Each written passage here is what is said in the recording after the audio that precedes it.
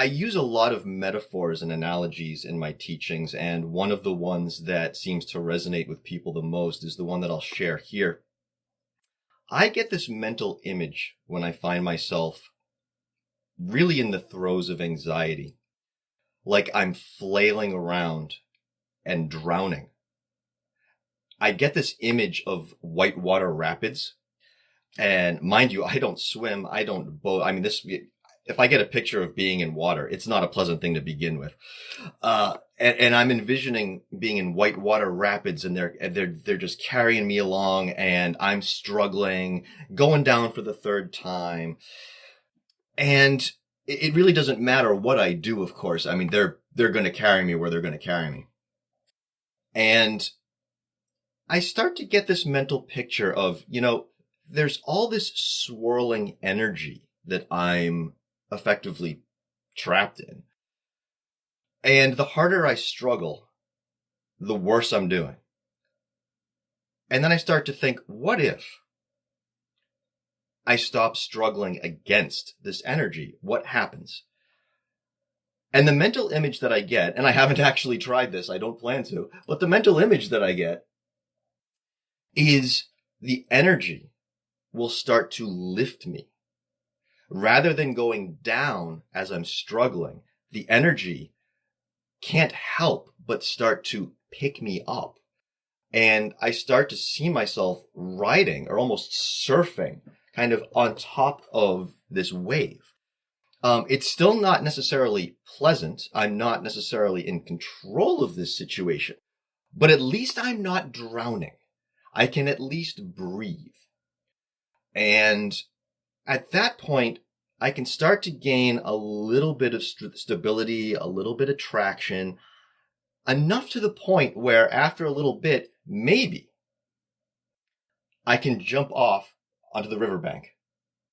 And, I'm still getting splashed and I'm kind of in the open, but I'm not getting carried away anymore. And maybe I can actually climb my way up onto a ledge or a cliff and look down. And there's still this raging water. It's not that the rage and the water and the anxiety and the energy and all that, it's not that that's gone. We can still hear it. We can see it, but we're not trapped within it. We're not getting carried away by it. It's there. We can observe it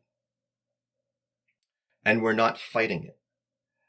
And that's something that I'd like to practice for a few minutes on an internal level.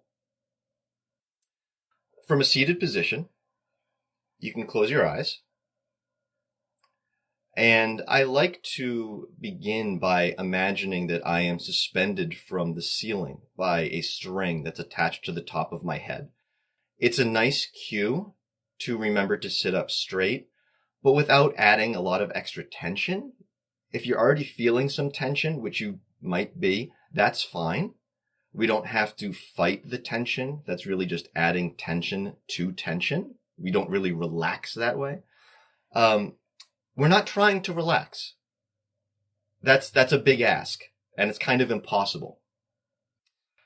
Just sit up straight, such that whatever part of your body is not actively holding you up can just relax in its own time, however long that takes. It might not be today. And at the other end, I like to come to whatever part of me is in contact with the chair or the ground. And just observe for a moment these two poles. At the bottom, this grounding, and at the top, this suspension. Just notice that for a moment.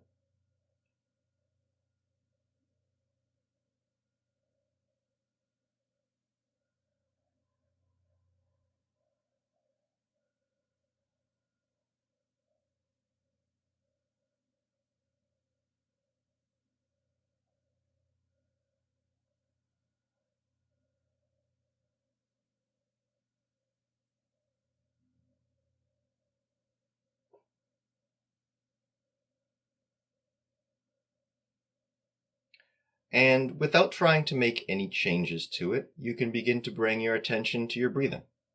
And the very first thing you might notice is that you're trying to make changes to it. And if that's happening, just notice that. That's fine. We often think that there's a meditative breath that we need to achieve. No, not so much.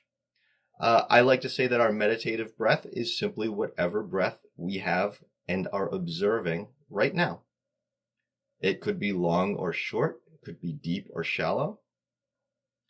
The practice is simply noticing exactly how it is when we don't interfere with it.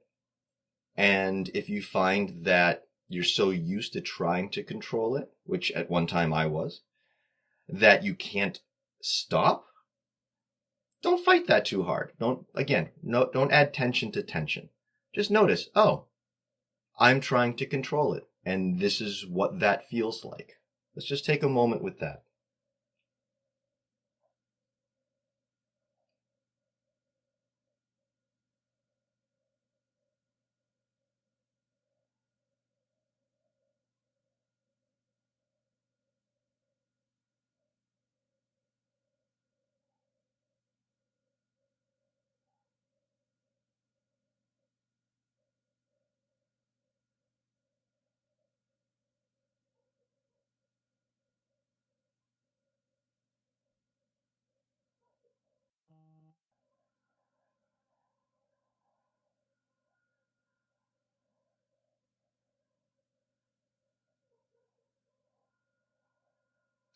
Now begin to notice where you feel an energy center in the body. You may have already noticed that. You may want to do a quick body scan. Just notice whatever draws your attention. It could be in the face. It could be in the jaw, the chest, very commonly in the stomach. But it could be in the arms or the legs.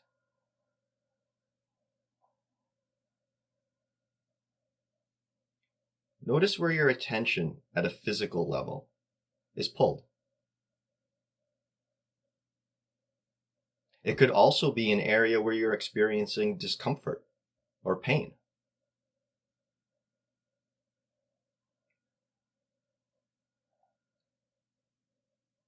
As you notice this area, notice your reaction to it.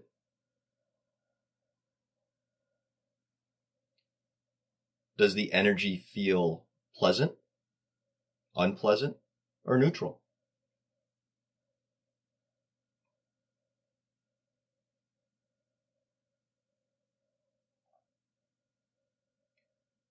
Do you feel yourself trying to interact with it in some way?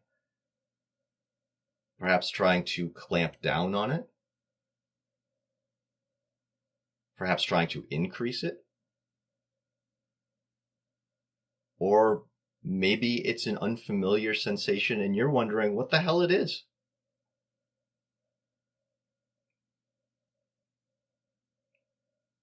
Treat it as if you're a scientist and you want to learn about what this is. What would you do? You would create an environment where you could observe it. And that's what we're doing here.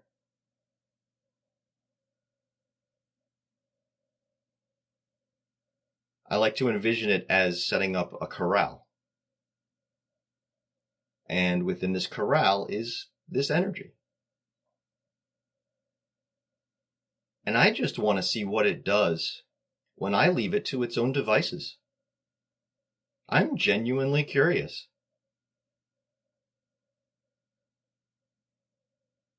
Very often, our first instinct is to try to change a feeling. And I have been surprised more times than not at what arises when I just back the hell up.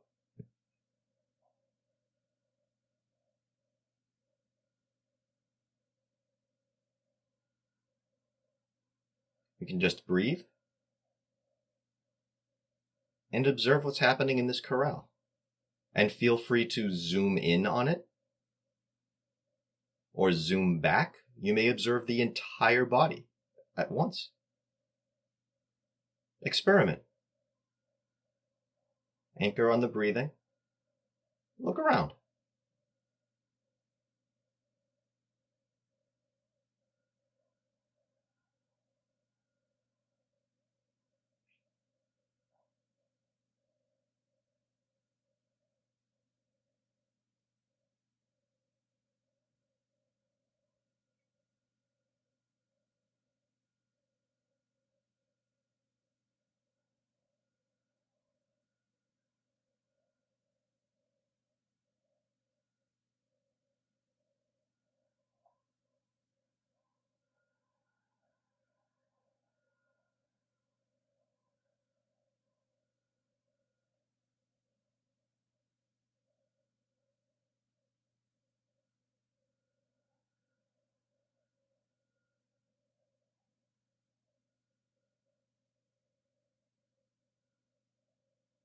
Often if we're dealing with physical pain or discomfort, it can feel like that area is very hard, very static, like a rock that we're trying to get out of our system. What I found is that hardness isn't something inherent to the sensation. I find that the hardness, if anything, is a result of me pushing and banging against it. If I simply approach it and perhaps touch it gently, I don't mean physically, just from a psychological standpoint, just coming to it, touching it gently, it softens. And rather than being this static block, I find that there's a tremendous amount of movement and shifting. Even sensations of pain sort of have this wave. It feels a little worse, then it feels a little better, then it moves over here and it moves over there. It's not unlike the whitewater rapids.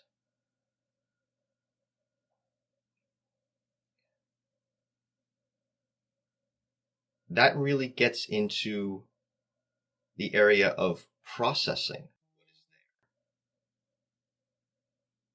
rather than fighting with it.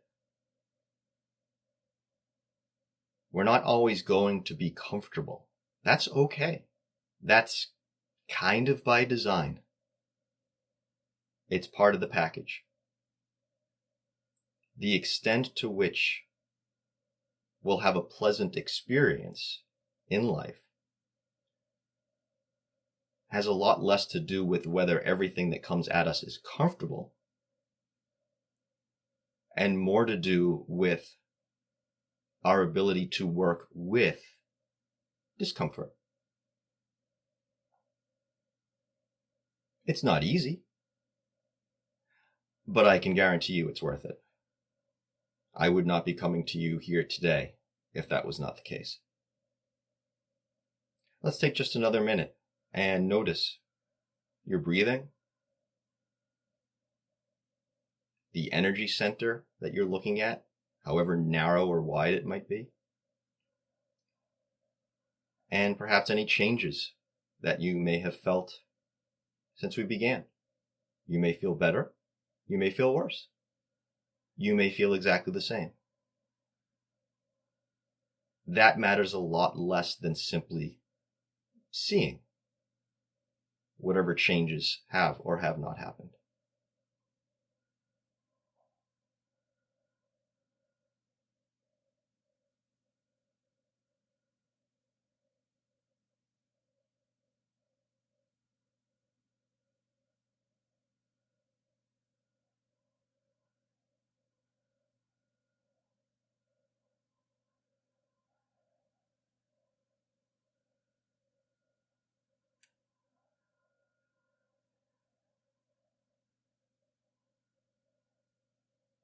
Allow your own inner energy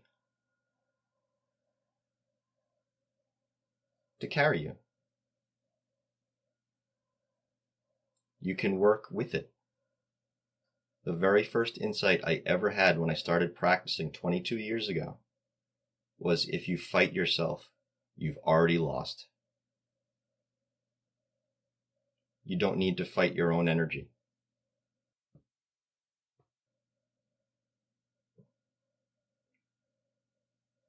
You can ride that wave, even if it's scary, unpleasant. It's worth seeing where it takes you.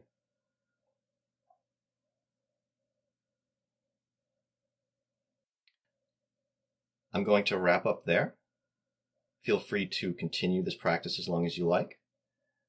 Again, my name's Ron Levine from Mindfulness in Blue Jeans. I have a number of sessions available on Simple Habit. You can go to mindfulnessinbluejeans.com for a bunch of free downloads. And I encourage you to drop me a line and let me know what you found and how you liked this. And please, everyone, stay safe and be well. Namaste.